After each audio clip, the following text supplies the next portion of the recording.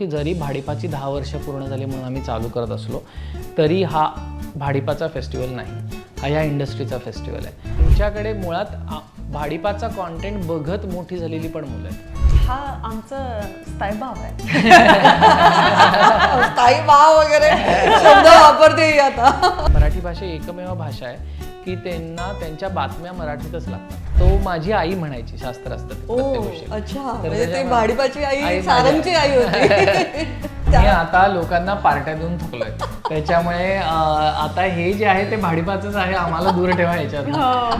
असं म्हणतात की स्वप्न तर पाहिलीच पाहिजेत, पण या दोघांनी स्वप्न पण मराठीत पाहिली आणि मग ती स्वप्नपूर्ती आणि ती भरारी आपल्या सगळ्यांनाच माहिती आहे. भाडीपाचं यश आपल्या सगळ्यांसमोर आहे. मराठीतलं एक अप्रतिम अफाट असं यूट्यूब चॅनल जे सध्या जगात भारी अशी कमाल करतंय आणि या भाडीपाची 10 वर्ष पूर्ण झालेली आहेत आणि या निमित्ताने खास आज नवशक्तीच्या स्टुडिओत आलेले आहेत भाडीपाचे जनक सारंग साठे आणि पॉला. दोघंही आज माझ्यासोबत आहेत. खूप स्वागत आहे तुमचं आणि खूप खूप अभिनंदन. जगात भारी भाडीपाची 10 वर्ष आज आपण सेलिब्रेट करतोय. क्या बात आहे, खरंच खूप छान वाटतंय. नाही, आम्हालाही खूप आनंद होतोय, कारण काय प्रेक्षकांना माहीत नाही आहे पण आमचा भाडीपाचा पहिला इंटरव्ह्यू हा निलिमाने घेतला होता. तर त्याच्यामुळे तिची जर्नी आणि आमची जर्नी एकत्र आहे. तिची जर्नी थोडी आधी चालू झाली ॲज अ जर्नलिस्ट, पण भाडीपाला सगळ्यात पहिल्यापासून जे लोक समर्थन देत आहेत, जे आमच्या पाठीशी उभे आहेत, त्याच्यापैकी एक निलिमा आहे. त्यामुळे थँक्यू त्याच्यासाठी. It's our 10-year reunion. हो येस, नाही खरंच. आणि मला छान वाटतंय कारण तेव्हाही त्याच एनर्जीनी आपण भेटलो होतो आणि ती कमाल एनर्जी होती तुमची आणि तो विश्वास, जो आत्मविश्वास होता की नाही आपण मराठीतच करायचंय, हे फार कमाल होतं. आणि आज आम्ही पाहतोय की सगळे तुमचे वेडे आहेत, फॅन्स आहेत खरंच. त्यामुळे आणि आता मिलियनचे व्ह्यूज आणि 2-3 चॅनल्स तुम्ही खूप काय एक्सपांड केलेलं आहे सगळं. तर सारंग, आधी तूच सांग की जेव्हा भाडीपाची सुरुवात झाली तर तेव्हा ते मराठीतच सुरू करणं आणि हे सगळं जे कन्व्हिक्शन होतं तुमचं, जो विश्वास होता, दोघंही त्याबद्दल आधी सांगा थोडं सुरुवातीला. आपल्याला कदाचित ना बाहेरच्यानी येऊन कान टोचायला लागतात असं होतं. आपल्याला बऱ्याच वेळा असं म्हणतात ना की आपल्याला आपलं माहीत नसतं की आपल्याकडे काय आहे, ते कोणीतरी येऊन सांगतं आपल्याला. तसं झालं आहे आमचं की ॲक्च्युली पॉला आहे जिच्या मनात ते आलं की आपण हे मराठीत करूयात. कारण काय आत्ता मी काल आणखीन एका कुठल्या तरी कार्यक्रमाला होतो, तिकडे ते सांगत होते की जगातल्या प्रत्येक 100 माणसाच्या पाठी एक माणूस मराठी आहे. म्हणजे एवढी आपली लोकसंख्या आहे. ऐकायला सुद्धा आपल्याला हे वाटत असेल तरी कमी आहे, पण 1% लोकसंख्या असणं हे जागतिक पातळीवर खूप होतं. म्हणजे मराठी भाषिक जे आहेत ते आता जवळपास 100 मिलियन, Yeah, 112 million speakers. तर एवढी लोक असताना ते काही छोटं मार्केट नाही आहे. कित्येक देशांची लोकसंख्या ह्याच्या 1/3 असते. ह्यांच्या स्वतःच्या देशाची लोकसंख्या ह्याच्या 1/3 आहे. हो, आणि न्यूजमध्ये मराठी भाषा has the strongest language affinity. म्हणजे मराठी लोक Marathi news they prefer to read rather than English instead. म्हणजे मराठी न्यूज जास्त म्हणजे मराठी मराठी भाषा एकमेव भाषा आहे की त्यांना त्यांच्या बातम्या मराठीतच लागतात. त्या बाकी सगळ्यांना म्हणजे उदाहरणार्थ हिंदी भाषिकांना इंग्लिशमध्ये चालतात किंवा भोजपुरी किंवा गुजराती माणसाला इंग्लिशमध्ये चालतात, हिंदीमध्ये चालतात, पण मराठी माणसं बातम्या कायम मराठीतच वाचतात. बरं, पण तेव्हा जो काळ होता, मग मला आठवतंय सारंग की 10 वर्षापूर्वी तेव्हा असं यूट्यूब पण आता मग लगेच पटकन की इंग्लिश किंवा हिंदी की ते सेफर असेल, जास्त लोकांपर्यंत आपण पोहोचू, असे तेव्हाचे समज होते. आणि तेव्हा तुम्ही ठरवलं की नाही आपण मराठीतच करणार आहोत असं. पण तेव्हा ते प्रेशर नव्हतं आलं का की अरे तेव्हा कसं हे वर्क होईल? हे आमचं स्वप्न आहे की Marathi culture should reach world wide. आणि if you take a look at comparisons like K-pop, Korean culture, Korean खाणं, भाषा, म्युझिक, गाणं आणि सिरीज सगळ्यांना पाहते. पण हा पॉप्युलेशन सिर्फ फक्त 65 मिलियन कोरियन स्पीकर्स आहेत. पण Marathi is much bigger. So आमचं राडा festival this is our attempt to put this Marathi culture in a package. which we can take outside. आणि तू म्हटलीस ना जरी की म्हणजे ह्या राडावरनंच सांगतो आता ह्याच्यात क्रेटेक्स वाजवते उदाहरणार्थ. तर हाऊस म्युझिक जे होतं ते कुठल्याही पब्समध्ये हाऊस म्युझिक वाजवायला अलाउड नव्हतं. आणि मग त्यांनी अट्टहास धरला की मराठी वाजलंच पाहिजे आणि त्यांनी त्याचं गाणं बनवलं आणि ते जगभरात वाजलं. किंवा तांबडी चांबडी एवढं ग्लोबली हिट झालं. तर मुद्दा असा आहे की म्हणजे आमच्या दोघांचं जे म्हणणं आहे ते की त्याच्याबद्दल असं रिस्क वाटणं की आपण हे मराठीत करूयात फक्त, किंवा आत्ता इव्हन डॅनी पंडितचं ते चटपट पटापट सगळं अख्खं जग नाचतंय त्याच्यावर. तर त्याच्यामुळे ही सगळी मराठीच लोक आहेत ना. तर आणि ते मराठीत इथपर्यंत पोचू शकतो. आपण पंजाबी ऐकतो, आपण मल्याळम ऐकतो, आपण पुष्पा जाऊन बघतो, आपण कांतारा बघतो. तर मग मराठीला आपण असं नको विचार करायला की हे मराठी लोकांपुरतं आहे, हे संकुचित नको ठेवायला, त्याच्या पलीकडे जाऊयात. आणि ते इंटेन्शन होतं काय म्हणतात. आणि आता तुम्ही जी छान भेट घेऊन आलाय ते म्हणजे मराठी पॉप कल्चर फेस्टिवल राडा. तर काय राडा घालणार आहात तुम्ही ते आता प्लीज सांगा त्याविषयी. राडा घालण्याचा कारण म्हणजे राडा घालण्याचं कारण असं की आम्हाला असं झालं की फॅनफेस्ट असो किंवा मोठाले म्युझिक फेस्टिवल असो भारतातले, त्याच्यामध्ये युजली मराठी हे एका कोपऱ्यात असतं कुठंतरी. एक छोटंसं एक प्रतिनिधित्व देण्यापुरतं एखादा माणूस कोणीतरी दिसतो. पण आपल्याकडे एवढं टॅलेंट आहे. आणि हे मी सगळ्यात महत्त्वाचं नमूद करतो की जरी भाडीपाची 10 वर्ष पूर्ण झाली म्हणून आम्ही चालू करत असलो तरी हा भाडीपाचा फेस्टिवल नाही, हा या इंडस्ट्रीचा फेस्टिवल आहे. आणि आम्ही काही वर्ष करू, जर का असं वाटलं की आणखीन काही लोक येऊन जोडली तर आणखीन मोठं होईल तर त्यांनाही घेऊ. तर असं त्याच्यातला हेतू आहे हा. कारण आम्हाला काय झालं की जेव्हा आम्ही भाडीपात चालू केलं तेव्हा आम्ही फक्त स्वार्थापायी केलं होतं एका प्रकारे, की आम्हाला ह्याच्यात मजा येते आम्ही करूयात. पण मग करता करता ओव्हर द इयर्स आम्हाला लक्षात आलं की लोक आमच्याकडे असं बघतात की आम्हाला स्टँडअप कॉमेडी चालू करायचं आहे मराठीत, तर तुम्ही चालू करा. मग आम्हाला मराठी हिपहॉप चालू करायचं आहे तर तुम्ही चालू करा. तर आम्हाला लक्षात आलं की आमच्याकडे तसं म्हणून बघतायत की आपण हे काहीतरी सुरू करूयात. तर आत्ता आम्हाला असं वाटलं की ह्या सगळ्यांच्यासाठी एक गरज आहे एक प्लॅटफॉर्म असण्याची, ज्याच्यामध्ये फॅनफेस्टसारखं पण एक फिलिंग असेल, त्याच्यामध्ये एक ॲस्पिरेशनल स्टेज तयार करता येईल की प्रत्येकाला वाटलं पाहिजे मला एक दिवस ह्या फेस्टिवलमध्ये परफॉर्म करायचं. असं मराठीत काही नाही आहे. तर ते चालू करण्याचा हा पहिला प्रयत्न आहे. नक्कीच. आणि इतके मोठे मोठे सगळे आपले लाडके यशराज मुखाते असेल, प्राजक्ता कोळी असेल, प्राजक्ता कोळी, नील सालेकर, यशराज मुखाते, शुभम जाधव, डॅनी पंडित, सई गोडबोले, त्यानंतर गौरव माळोदे, त्याच्यानंतर अवधूत गुप्ते, क्रेटेक्स, वायडी, इयर डाऊन म्हणजे जो डीजे आहे तो, त्याच्या यंग DSA, श्रेयस सागवेकर, म्हणजे इतकी नावं आहेत की सगळे आणलेले आहेत तुम्ही, सगळ्यांना घेऊन आणलेलं आहे. पण खरंच मला असं वाटतं की उत्सुकता प्रचंड आहे. याचे तिकीट कुठे मिळणार आहेत काय ते आधी सगळं सांगून टाका. बुक माय शोवर तिकीट अवेलेबल आहेत. प्लस तुम्ही तिथे आलात तरी तिकीट अवेलेबल आहे. आम्ही प्रयत्न करू की 1,500-2 हजार तरी लोक येतील. तुम्ही 5,000 आणली तरी आम्हाला फरक पडत नाही, आम्ही त्याची तयारी करू, काही प्रॉब्लेम नाही. पण आम्हाला ह्या वर्षी निदान एक असा मोठा परफॉर्मन्स एका स्टेजवर हे सगळे दिसत आहेत आणि आपल्याला सगळ्यांना ते बघता येईल दिवसभर, असा त्यातला हेतू आहे. त्याच्याबरोबर तिथे फ्ली मार्केट आहे. तुम्हाला फक्त आमचे नाही प्रॉडक्ट्स तर आणखीन पण काय काय टी शर्ट कुठे मिळतो? हा तिथेच मिळेल. भाडीपाचं मर्च आहे आणि हे भाडीपा.com वर मिळतो. आणि त्याच्या बरोबरीने तुम्हाला इथे खायला अमेझिंग गोष्टी मिळतील. गॅस संपत आलाय त्यामुळे पटकन तिकडे येऊन खा. सो म्हणजे सगळं आहे, फूड म्युझिक कल्चर आहे, धमाल असणार आहे, फूड राडा घालणार आहात. आता पुन्हा एकदा मी थोडीशी तुम्हाला पुन्हा एकदा नॉस्टॅल्जिक सफर जी आपली आहे त्याच्याकडे नेते की जेव्हा तुम्ही सुरू केलं की ओके आपण मराठीत सुरू करतोय आणि मग जेव्हा सुरुवातीलाच मला आठवतंय कास्टिंग काउच, आज हे वेगळे काउच आहेत पण तेव्हा कास्टिंग काउच तो शो एवढा गाजला होता. अगदी सगळे छान छान सेलिब्रिटी तुम्ही आणल्या होत्या सगळ्या त्याच्यात. तर त्या कास्टिंग काउचचे दिवस प्लीज सांगा त्याबद्दल. ते सगळ्यात नॉस्टॅल्जिक दिवस आहेत टू बी ऑनेस्ट. म्हणजे खरं तर आमचा सगळ्यात पॉप्युलर शो हा आई आणि मी आहे. पण कास्टिंग काउचचं नाव घेतल्यावर आम्हाला स्वतःलाच इतकं अभिमान वाटतो, कारण ते आम्ही कसं केलं आहे ते तुला माहिती आहे, फार प्रेक्षकांना माहीत नाही. पण आमचे एक छोटेसे 1 RK होतं मुंबईत बांद्र्यात. आणि त्याच्यामध्ये तो एडिटर तिथेच बसायचा, त्याला आम्हीच स्वयंपाक करून चहा करून द्यायचो. त्या एका खोलीत लॅपटॉपवर सगळं काम चालायचं. अनुषा आमची जी को फाउंडर आहे ती प्रोड्यूस करायची, पॉला सगळे आर्टिस्ट कोऑर्डिनेशन वगैरे करायची, मी लिहायचो, डिरेक्ट करायचो, मग पॉला एडिटवर बसायची, मग एका अनुषा खोलीत सुरू झालं सगळं Starting made our thumbnails. आम्ही थंबनेल्स बनवायचो. सो सगळं आम्ही तसंच करायचो. आणि मॅक्झिमम आम्ही कॉन्टेंट क्रिएटरची जर्नी हेच असते की पहिलं स्वतः चालू करू, कोणी आपल्या पाठीशी उभे राहणार नाही. आम्हाला फक्त त्यातलं अवघड जरा जास्त असं होतं की त्याच्यामध्ये सेलिब्रिटीज इन्वॉल्ड होते.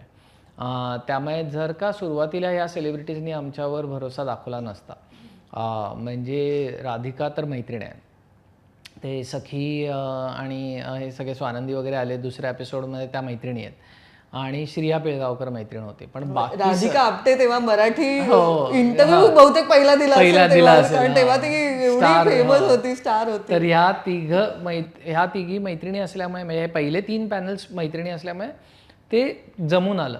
त्यानंतर आम्हाला असं झालं की आता आपल्याला कोण नाही ओळखत, म्हणजे आम्हाला जरा तरी ओळखायचे, निपुणनी काम केलं होतं थोडं, पण मी तेव्हा काही बनवलं नव्हतं, मी प्रायोगिक नाटकात काम करायचं. पण तेव्हा सई ताम्हणकर, प्रिया बापट, त्यानंतर स्पृहा, अमृता खानविलकर, असे अनेक लोक, महेश मांजरेकर स्वतःहून आले आणि स्वतःहून म्हणले की तुमच्या काही सपोर्ट आम्हाला खूप इंटरेस्टिंग वाटते, कधी काही सपोर्ट लागला तर सांगा. तर जो इंडस्ट्री सपोर्ट मिळाला तो अमेझिंग होता, ॲब्सोल्युटली अमेझिंग. आणि म्हणजे त्या एका खोलीत ते सगळं सुरू झालं ते तर ठीक आहे, आता चला एनर्जी थोडी ती होती, सेलिब्रिटी पण आले, सगळं होत गेलं. पण कुठेतरी एक पॉईंट असतोच की जेव्हा आपण सुरू करतो तेव्हाची सुरुवातीची एनर्जी असते, पण मग एक लो पॉईंट येतो की असं वाटतं बापरे आता पुढे जाऊ शकतोय का नाही. प्रत्येक कॉन्टेंट क्रिएटर म्हणजे सगळ्यांच्याच आयुष्यात येतो हा क्षण. तसा कधी येऊन गेला होता? तो सातत्याने येतो, म्हणजे the feeling of we not being able to move ahead or we are stuck or like is there एखादं काही anything? Initial days Yeah. मधलं एनी Yeah, I think हा आमचा स्थायीभाव आहे. काही भाव वगैरे शब्द वापरते आता. नाही पण हो, बेसिकली आमचं 2-3 सिनेमा लेखे आणि म्हणजे आधी आमचे pitching सुरुवात पण प्रोड्युसर्स आणि सब लोक आमचं नाही, they didn't have faith in our vision. म्हणजे तिचं सांगण्याचं म्हणणं असं you can talk in English. And eventually we had a very strong belief, and naively maybe also, but we thought that we could tell stories which young Marathi people would connect with. And when I say young, we're talking millennials 10 years ago. And so the internet was the easiest way to start something on your own. You don't need financial backing, you don't need people to surround you. You just need a good phone or a camera and make it yourself. And so that's how we started, literally with a plan, but we didn't know if it was going to be successful or not. It was a leap of faith. And to answer your question की मध्ये परत चालू झाल्यानंतर एकदा हे झाल्यानंतर काही झालं तर ते सातत्याने होतं. कारण काय आहे की आमची इंडस्ट्री, आम्ही जेव्हा चालू केलं तेव्हा आम्ही एकमेव होतो, त्याच्यामुळे लोकं जोडत गेली, स्वतःहून येऊन जोडत गेली. पण त्या ऑब्व्हियसली आमच्याकडे ॲस्पिरेशन म्हणून बघितलं जायचं की आपण इथं काम करायला चालू करू. मग नंतर त्या लोकांना त्यांचं ॲस्पिरेशनही दिसलं आणि त्यांनीसुद्धा त्यांचे चॅनल्स काढले, which we whole heartedly support आणि अमेझिंग आहे. पण त्याच्यामुळे आमच्यासाठी ती एक सायकल झाली की आम्ही प्लॅटफॉर्म बनत गेलो. आणि एकदा तुम्ही प्लॅटफॉर्म, आधी आम्ही क्रिएटर होतो, म्हणजे बरेच कॉन्टेंट क्रिएटर आत्ताचे आहेत ज्यांनी आधी भाडीपामध्ये सुरुवात केली. तर मग आणि आम्ही मूळचे बिझनेसमन नाही आहोत, म्हणजे मूळचे आम्ही क्रिएटर होतो, आम्ही आमच्यासाठी काहीतरी चालू केलं होतं, पण तो प्लॅटफॉर्म बनत गेला. एकदा तुम्ही प्लॅटफॉर्म बनलात की मग तुमच्याकडनं येणाऱ्यांच्याही अपेक्षा असतात, जाणाऱ्यांच्याही अपेक्षा असतात. आणि तिथे भरपूर वेळा असं होतं की आता थकायला झालंय, आता हे होतं, पण मग चॅलेंजिंग असतं. पण मग हे जसं आता राडा, एक काहीतरी कल्पना येते आणि किंवा आता जसं आम्हाला म्युझिकबद्दल खूप स्ट्रॉंगली वाटतं आहे की मराठी म्युझिक आत्ता वेगळ्या दिशेला चाललं आहे, तर ती काहीतरी कल्पना येते आणि मग त्याने एक नवीन ऊर्जा येऊन पुन्हा चालू होतं. आणि मी पाहिलं की तुमच्या ऑफिसमध्ये खूप असे यंग ब्रिगेड खूप असते, सगळे असे नव्या दमाचे ताज्या दमाचे असे यंग. तर ती यंग टीम तू आणतोस का सोबत जास्त करून, कारण नव्या आयडियाज मिळतील, काय असतं त्यामागे? दोन्ही होतं. एक मी आणतो हे तर स्वाभाविक आहे, पण भाडीपाचा एक फायदा असा आहे की आम्ही सतत बदलत राहिलो कॉन्टेंट. म्हणजे आम्ही कास्टिंग काउच बनायचो, कास्टिंग काउच जेव्हा बनवायचो त्याच्यानंतर आम्ही आई आणि मी बनवायला लागलो. त्यामुळे आमची जे कास्टिंग काउचवाला ऑडियन्स होता तो त्यांच्या मुलांना आई आणि मीचे व्हिडिओ दाखवायला लागला. आता ती मुलं मोठी झाली आहेत आणि ती आता 18, 19, 20 वर्षाची झाली आहेत. त्यामुळे आम्ही आता एक थेरडी नरडी नावाचा हो, थेरडी नरडी तर तर मस्त त्यामुळे ती त्या लोकांना टार्गेट. त्यामुळे आमच्याकडे मुळात भाडीपाचा कॉन्टेंट बघत मोठी झालेली पण मुलं आहेत. तर त्यांनी ते होतं. म्हणजे आपण काहीतरी लहानपणी बघितलेलं असतं. जसं मी जेव्हा कॉलेजला होतो तेव्हा आमचे भरपूर मित्र त्यांना MTVमध्ये काम करायचं होतं, कारण त्यांनी MTV बघितला होता. तर तसं त्यामुळे आमच्याकडे आपोआप तरुण मुलं जुडतात सुद्धा आमच्याबरोबर. आणि तुम्ही त्यांच्याबरोबर काम करायला उत्सुक असता आणि कुठेतरी एक छान एनर्जी एक्सचेंज होत राहतं. जसं आता बबूनी आंघोळ केली हे तर आता म्हणजे तेव्हा फेमस झालं होतं ते की आई मी बद्दल बोललंच पाहिजे. शास्त्र असतं ते, भाडीपाची आई फेमस झाली. थोडं आई मी शो विषयी सांग ना. Actually, IB started because Amsa Mitra Varun Narvekar had a nice story for Ganpati which he wanted to make. And he had this concept of a relatable story in the house. And Sarang read the script and loved it and thought, let's add, maybe, what was it, couple of punchlines or the little structure for the internet. And instead of being like a short film. त्याला एक सलग film सारखं तो त्या brand films बनवायचा.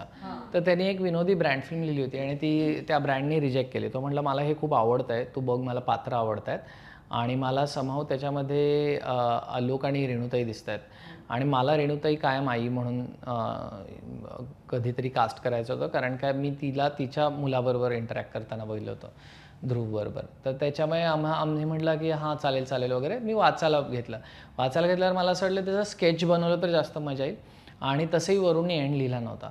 तर मग end काय करायचा म्हणून मग आम्ही ऐनवेळी काहीतरी एक इम्प्रोवाइज केला, जो की ते आलोक जे करतो ते की अतिशय युनिक आयडिया आहे, भन्नाट आयडिया आहे वगैरे, ते सगळं ते माझ्याशी नीट बोलायचं आणि सगळं. आणि आणखीन एक दुसरा एक लेंथ कमी पडेल असं वाटत होतं म्हणून आम्ही एक शास्त्र असतं ते वाला सीन ॲड केला, जो नाही अच्छा तो आहे आपल्याकडे टी शर्ट, मला वाटलं तोही टी शर्ट आहे, पण तो माझी आई म्हणायची शास्त्र असतं ते प्रत्येक गोष्टी. अच्छा, म्हणजे ते भाडीपाची आई सारंगची आई होती. तर ते 2 ॲड केले आणि ते इतकं रिलेट झालं लोकांना की आम्हाला असं वाटलं की दिस इज इट, सो लेट्स. आणि मग ते वाक्य फेमस झाली, जसं शास्त्र असतं ते माझ्याशी नीट बोलायचं, हे सगळं. तर तेव्हा जेव्हा फॅन्स जेव्हा भेटतात आणि मग ती वाक्य असे सगळं सांगत असतील तर कसं वाटतं तेव्हा? मला सगळ्यात अभिमान कुठे वाटतं माहिती आहे, आम्ही भरपूर इंटरनॅशनल ट्रिप्स करतो आता. US खास करून 2-3दा जाऊन आलो आहे. तर US बऱ्याच वेळा तुम्ही जे लोकांकडे राहायला जाता, जे तुमचे ऑर्गनायझर्स आहेत, आणि तिथे लहान लहान मुलं आहेत ज्यांना ते म्हणजे काय म्हणतात आपण त्याला, what is the word, American born desis, ABCD मुलं आहेत ती सगळी. तर त्या मुलांना मराठी फार काही येत नाही. म्हणजे तिकडे ऑनलाईन शाळा आहेत तेवढंच किंवा घरी जेवढं बोलते, पण त्यांचा मराठीशी गंध गेला आहे. पण ती सगळी मुलं माझ्याशी नीट बोलायचंच रॅप म्हणून दाखवतात मला, कारण काय त्यांना ते. आणि त्यामुळे उदाहरणार्थ तो एक सुजयनी लिहिलेला फेवरेट माझं वाक्य, आई पाण्याचा गडू दे, असं त्यातलं एक वाक्य आहे. तर ते घरी म्हणजे पाण्याच्या ग्लासला गडू म्हणतात किंवा पोरिंग ह्याला म्हणजे काय म्हणतात त्याला, जगला. तर ते मला इतकं भारी वाटतं की आम्ही हे त्यांच्यामध्ये आणू शकलो आहे की त्यांना कुठल्या तरी प्रकारे मराठीचं एक कनेक्शन आणि ही लहान मुलं येऊन रेणुताई म्हणजे कधी दौऱ्यावर आली तर तिच्या पाया बिया पडतात वगैरे, तर तेच. हो, आणि इथेही म्हणजे आपले आता इंग्रजी शाळांमधली पण मुलं आहेत, पण ती मराठी कुठेतरी जेव्हा कॉन्टेंट बघतात तर असं वाटतं की चला त्यानिमित्ताने त्यांच्याकडे पर्यंत ते मराठी पोचत चाललंय. तर तेच या नव्या लहान मुलांसाठी सुद्धा तुम्ही काही कॉन्टेंट आणत असता वेगवेगळा, तर तो काय असतो? तर म्हणजे लहान मुलांपेक्षा आमचं म्हणणं असं आहे की मराठीबद्दल लळा टिकून राहायला पाहिजे, मराठी भाषाबद्दल. आणि मी म्हणतो की जाज्वल्य अभिमान नाही, लळा, प्रेम, ते दोन गोष्टी आहेत. की अभिमानाने तुम्ही फार फार तर काय म्हणतात आपण हट्ट धरू शकता लोकांना, पण तुम्हाला जर का लळा असेल, तुम्हाला प्रेमच असेल एखाद्या भाषेवर, तर तुम्ही ती वापरता. तुम्ही त्याच्याबद्दल लाज नाही बाळगत, मग अभिमान वगैरे सगळं आपोआप येतं. म्हणजे ज्याच्यावर आपलं प्रेम असतं त्याच्याबद्दल आपल्याला अभिमान असतोच. तर त्यामुळे ते कसं करता येईल, त्याच्यामुळे हे फ्रेजेस खूप उपयोगी पडतात. की माझ्याशी नीट बोलायचं, शास्त्र असतं ते, त्यानंतर अंघोळ केली का, किंवा ह्या सगळ्या ह्यानी, कारण ते प्रेमाने बोलायच्या गोष्टी आहेत. ते मराठी भाषेवर प्रेम जगलं पाहिजे. आणि तुझं प्रेम जेव्हा जगलं होतं पॉलावर, आणि पॉलाही मराठी भाषेच्या प्रेमात पडली.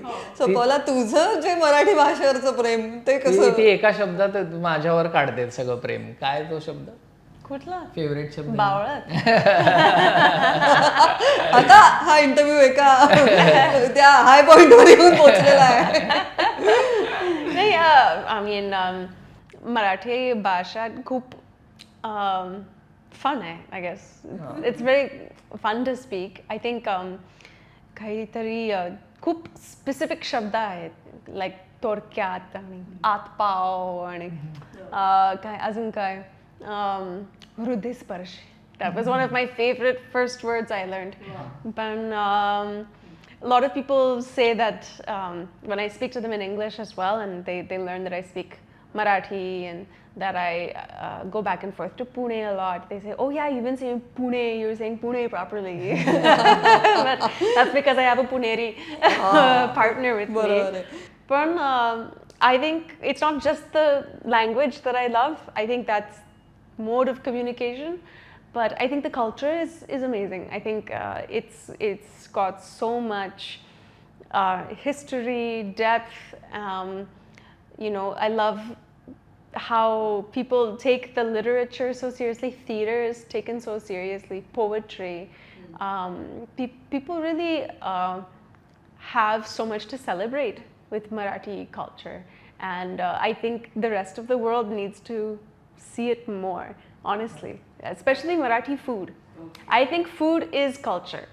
That's one thing that's always missing. या वर्षी तुम्ही डे डबल सेलिब्रेशन असणार आहे का? कारण आता मागच्या वर्षी तुमचं लग्नही झालेलं आहे आणि आम्ही आता लोकांना पार्ट्या देऊन थकलोय, त्याच्यामुळे आता हे जे आहे ते भाडीपाचच आहे, आम्हाला दूर ठेवा ह्याच्यात. कारण काय झालं की आमचं उलट अंगाशी आलं. ते आम्ही लग्न करणार नाही हे सांगितलं होतं, आणि मग काही लॉजिस्टिक कारणांमुळे आम्हाला ते करावं लागलं. त्या आमच्या पोरांनी इतकं मनावर घेतलं, आणि आम्ही चुपचाप जाऊन आपलं 12 ते 14 लोकांमध्ये केलं होतं. तू तो ब्लॉग बघितलास भाडीपाचा? व्हिडिओ बघितला. त्याच्यानंतर जो हायदोस घातलाय आमच्या ऑफिसच्या पोरांनी की 4 दिवस ते चालूच होतं, त्यामुळे ते आजचं इथे केलं असतं तर परवडलं असतं असं झालं. म्हणजे ती लग्नाला काय 16 माणसं होती, पण इकडे सगळ्यांनी मागे लागून म्हणजे वसूल केलेलं आहे पूर्ण. आणि ते सेलिब्रेशन तुमच्या ऑफिसमध्ये पण झालं, त्याचा पण आम्ही व्हिडिओ बघितला. काय मुंडावळ्या बांधल्या होत्या. ते आमच्या पोरा आगाऊ आहेत की त्यांना माहितीये मला हे सगळं नको होतं, तर त्यांनी मुद्दामून करायला लावलं असं. कसं वाटलं पण त्या केल्यानंतर? I mean, very cute. I was crying out of embarrassment and love also. पण एकंदर तुम्ही ते सगळं एन्जॉय केलं. Of course. माझं काही असं कशा विरुद्ध काही नव्हतं. माझं एवढंच म्हणणं होतं की लग्न समारंभ हा एकदम जवळच्या नातेवाईकांसाठी असलं पाहिजे. आपले आई वडील, भाऊ भावंड ह्यांना मजा आली पाहिजे, ते सोडून बाकी काही महत्त्वाचं नाही त्याच्यामध्ये. ते जे एक हिला साडी मिळाली की नाही, तिला साडी मिळाली की त्याच्यामध्ये ती टोपी पण तुम्ही भाटोपीच दिली का मग तेव्हा? भाडपाची टोपी? भाटोपी, हो. ती भाटोपी आमची सगळ्यात लाडकी टोपी आहे. ॲक्च्युली काय झालं की मी खूप वर्ष टोप्या घालत आलो वेगळ्या वेगळ्या, म्हणजे लोकांना नाही नुसते टोप्या खऱ्या खऱ्या जशी ही घातली आत्ता, तर तशा वेगळ्या वेगळ्या टोप्या घालत होत्या. तर मला भारतीय म्हणजे काय म्हणतात जो पहिराव जेव्हा घालायचो तेव्हा असं वाटायचं की ती टोपी असली पाहिजे. तर ती एक स्वरात्मा नावाचा ब्रँड होता, त्यांच्या या टोप्या पॉलाने एकदा विकत घेतल्या होत्या, त्या मला खूप आवडल्या. तर मग मी तशा शोधत band होतो. merch. तर तसं खूप शोधत होतो मी, तर नाही मिळालं नाही म्हटल्यावर मग आम्ही म्हटलं की मी शिवून घेतो. मग आम्ही वेगळ्या वेगळ्या लोकांबरोबर ट्राय केल्या. शेवटी मला एक डिझायनर मिळाली कांचन नावाची, त्यांनी खूप सुंदर टोप्या डिझाईन केल्या. आणि ती अगदी मराठमोळी टोपी ती दिसते आता. ओके. आणि पॉला, आता तू जरा शेअर कर आम्हाला की आता लग्नानंतर काही महिने झालेले आहेत, आपण जस्ट एखाद प्रश्न हा की काय फरक पडला आधी आणि नंतर? हा प्रश्न सगळ्यांना मी हा प्रश्न विचारायचा आहे. सगळ्यांना हाच विचारायचा आहे तिला की आधी आणि नंतर काय फरक पडला, एवढाच प्रश्न पडलाय तिला, बाकी तिला काहीच प्रश्न पडले नाही, लोकांना हा काहीच प्रश्न नाही. तिला नाही प्रश्न पडला. हो, आणि हा चांगला आहे. हा, तुम्ही तसेच आहात, ते तसंच कंटिन्यू चालू आहे. आणि हा तुला काही मराठीत काही म्हणतो का? पॉला व्यतिरिक्त काही निकनेम आहे का तुझं? मी नाही सारंगचं. पण ते काय मराठी नाही आहे, ते हिंदी आहे. हा, I think I know that. what what I call you. what you call me? हो, जानेमन. ते अमोल पालेकरांचं गाणं ना जाने मन, तर ते आम्हाला दोघांना खूप आवडतं, त्यातनं ते जाने मन चालू झालंय. अच्छा. पण आणि ती तुला काय म्हणते? तेच दोघंही एकमेका त्या गाण्यामुळेच झालंय. अच्छा, असं ती. ओके. आहो नाही म्हणायचं. वा वा, दॅट्स रिअली क्यूट. खरंच खूप छान वाटलं आणि आम्हाला सगळ्यांनाच आनंद झाला होता की चला फायनली यांनी लग्न केलं बाबा. नाही एक गोष्ट जी बदलली आहे आणि जी चांगलीच आहे म्हणजे ते म्हणजे आम्हाला आता हॉटेल बुकिंग आणि ह्याच्यामध्ये प्रश्न नाही पडत लोकांना की तुम्ही दोघं कोण आहात ते. गोष्टी सोप्या झाल्या. सोप्या झाल्या. चला, चांगली गोष्ट आहे. ओके. आणि back to again the Bhadipa journey आता, की आपण लोएस्ट पॉईंट बद्दल बोललो की ती धाकधूक असतेच, काय वर्क होईल नाही. नंतर एक असतो हायेस्ट पॉईंट, की तो पहिल्यांदा ते काय ते मिलियनचे व्ह्यू जेव्हा फुटले असतील तेव्हा काहीतरी प्रचंड छान वाटलं असेल. तो पहिला कुठला तरी मोमेंट असेल जेव्हा असं वाटलं की वाव क्या बात आहे. आपण ते असतं ना, एक पहिली ती एक एनर्जी असते की वाव आता जबरदस्त. तसं कुठला हॅपीएस्ट मोमेंट? कायम पण माझा जो फेवरेट मी कायम सांगतो तो म्हणजे 3 वर्ष 3 इयर ॲनिव्हर्सरी होती गिरगावला, आणि तो पहिला आमचा ऑडिटोरियम शो होता. त्याच्या आधी आम्ही छोटे छोटे शोज करत होतो हे ते वगैरे, किंवा एक पुलोत्सवमध्ये ऑडिटोरियम शो झाला होता, पण तो पुलोत्सवचा ऑडियन्स होता. आम्ही स्वतः तिकीटं विकली नव्हती. काय आहे की ऑनलाईन सोपं असतं. आपण वरती म्हणत होतो तसं की एक डान्स केला किंवा ही मला बावळट म्हणली तर 9 मिलियन 10 मिलियन व्ह्यूज येऊन जातात, पण तो ऑडियन्स खरंच आहे का आपला ऑडियन्स हे कळत नाही. त्यांची पोचपावती जेव्हा ते समोर येऊन बसतात तेव्हा होतं शेवटी. तर त्याला आणि प्रत्येकजण बुकेला असतो. आत्ता इवन चांगले म्हणजे आता उदाहरणार्थ डॅनी पंडित शो करतो, त्याला त्याच्या चेहऱ्यावर दिसतं की त्याला त्याचा किती आनंद आहे की आपल्याला समोर तिकीट काढून बघायला आलेत लोक. तो समोरचा रिस्पॉन्स. तर 3 वर्ष जेव्हा पूर्ण झाली तेव्हा पहिल्यांदा आम्ही ऑडिटोरियम शो लावला होता. अभंग रिपोस्ट, स्टँडअप कॉमेडी आणि आमचे काही कलाकार असं. आणि आम्हाला तो शो ना लांबत गेला आणि आम्ही एका ठिकाणी आफ्टर पार्टीसाठी बुकिंग केलं होतं, जे बुकिंग होतं 12 वाजेपर्यंत फक्त, आणि हा 10चा संपायचा शो 10:30पर्यंत शो संपला नव्हता. तर आम्हाला असं झालं होतं की यांना काही पार्टीज करायला नाही मिळणार आमच्या ऑफिसच्या पोरांना, म्हणून मग आम्ही शो अगदी पटपट उरकला आणि लोकांना म्हटलं खूप खूप सॉरी, पण आम्हाला 3 वर्ष पूर्ण झाले, तर आम्ही आत्ता पळतो, कारण आम्हाला ह्या लोकांना पार्टी, आणि मी असं पार्टी म्हणणार तेवढ्यात अख्खं auditorium happy birthday to you गायला लागलं, आणि मला अजूनही काटा येतो अंगावर. पण ते तो मोमेंट जो होता ना की ही आपली लोक आहेत, ही आपली कम्युनिटी आहे, तर तो खूप सुंदर होता. वा, हे मला असं वाटलं की ती ऑनलाईन एक्साइटमेंट असेल, पण तू डायरेक्ट मला ऑफलाईन आणि समोरचा तो लाईव्ह रिस्पॉन्स सांगितलास. क्या बात आहे. म्हणजे मला असं वाटतं की प्रत्येक, जसं तुम्ही कलाकारच आहात, कॉन्टेंट क्रिएटर आहात, पण कलाकार प्रत्येकाच्या आत तुमच्यात तर आहेत आणि खरा पण आहे तुमच्यात, तर कुठेतरी तो समोरचा रिस्पॉन्स, मायबाप प्रेक्षकांचा आशीर्वाद, हा मोमेंट तेव्हा तो अनुभवलास. त्यानंतर अर्थात जगभरात वेगवेगळे मराठी प्रेक्षक भेटत असतील, असा अजून एखादा काही किस्सा जो आज शेअर करायचा आहे पॉला? या I think one of the really cool things which happened recently, I have to say, was when we did a stand-up tour in Europe. And some of my favorite things seeing there was how we have this like American Marathi audiences from a relatively older generation. You know, that community has been based there for a long time. But it was so cool to see that in Oslo, there was a first time registered Maharashtra Mandal. They had basically started a company. Actually सांगतो And they called it ODIPA, Oslo Digital Party. त्याचं कारण सांगतो. तिकडे काही मराठी लोक होते आणि जे खूप आधीपासून जाऊन आले, तर त्यांना भाडीपाचा तेवढा अंदाज नव्हता काय आहे वगैरे. त्यामुळे दे वर नॉट शुअर की आपण ह्यांचा शो इथे आणला. आणि हे कुठे होतं? ऑस्लो नॉर्वेमध्ये. बापरे. तर ते आपला शो इकडे आणला तर त्यांना नॉट नेसेसरीली त्यांना म्हणजे त्याची तिकीटं जातील वगैरे असं त्यांना टेन्शन होतं. तर ऑस्लोचा शो कॅन्सल झाला. त्याच्यामुळे आमचं जर्मनीची टूर ठरली होती आणि आम्ही मुळात ऑस्लो खूप आधी ठरलेला शो होता. त्यामुळे आम्हाला असं वाटलं आपण तिथून चालू म्हणजे तिथे संपूयात आणि तिथून आमची रिटर्न फ्लाईट होती. तर आम्ही म्हटलं की ते म्हणले असं असं ते कॅन्सल होतं कारण इथल्या लोकांना खात्री नाही आहे. तर तिथली सगळी तरुण मुलं जी होती त्यांना ज्यांनी तिकीटं काढली होती त्यांना परत त्यांनी पैसे दिले होते. तर त्यांनी एकमेकांना फोन करायला चालू केलं की अरे असं कसं भाडीपाचा शो कॅन्सल नाही झाला पाहिजे, इकडे आपण इतके लोक आहेत त्यांना का नाही भरोसा वगैरे वगैरे. म्हणून त्यांनी एक व्हॉट्सॲप ग्रुप चालू करत तिकडे 300 लोक आले. आणि मग ते म्हटले की आपणच फॉर्म केलं तर, म्हणून त्यांनी नवीन कंपनी चालू केली की फक्त भाडीपाचा शो होस्ट करता यावा म्हणून. त्याला ऑडिपा असं नाव दिलं. आणि So it's really nice to know that even internationally, Bhadipa is still opening some new doors. And that's really आणि special. त्याच्यानंतर मग आता अनिश गोरेगावकरनी आत्ता शो केला. अनफॉर्च्युनेटली आत्ता प्रियदर्शनीचा कॅन्सल झाला, पण एक युरोपचं मार्केट स्टँडअप कॉमेडीसाठी ओपन झालं त्याच्यामध्ये. वा, म्हणजे मला असं वाटतं की आपलं मराठी स्टँडअप जे आता इथे तर पॉप्युलर झालंच आहे, पण ते तिकडेही मराठी स्टँडअप आता तुम्ही भारतात बाहेरही करताय. हो हो हो. वा.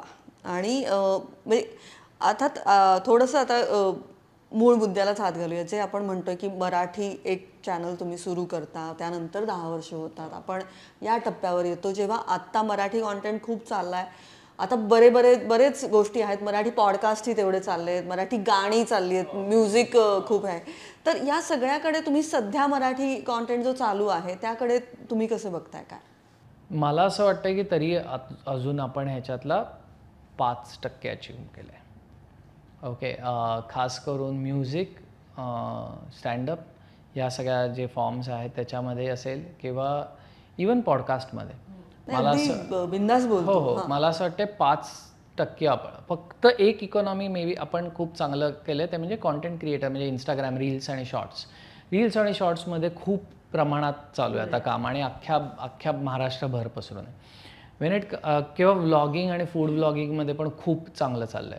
मराठी ते मोठं मार्केट इन्फ्लुएन्सर आता खूप आहेत. हां, म्हणजे व्लॉगर्स, सोलो इन्फ्लुएन्सर जे आहेत, जे एक माणसाचा चेहऱ्याने चालतं सगळं चॅनल, असं खूप चांगलं चाललंय, त्याचं व्यवस्थित चाललंय.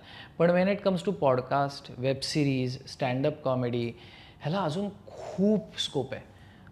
आणि आपण त्याचा म्हणजे आपल्याला जेवढं शक्य आहे त्याच्या आपण 5% पण नाही अचीव केलं असं वाटतं. कारण आता उदाहरणार्थ वेब सिरीज गेले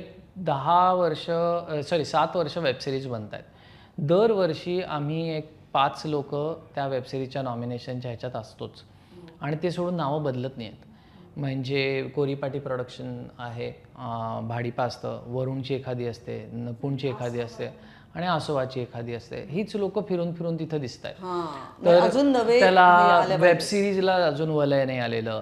स्टँडअप कॉमेडी म्हटल्यावर मंदार भिडे झाला, अनिश गोरेगावकर झाला, मी झालो, आणखीन एक 4-5 नावं आपण ॲड करूयात मॅक्स. एवढीच लोक फिरत आहेत इतके दिवस झाले तरीसुद्धा.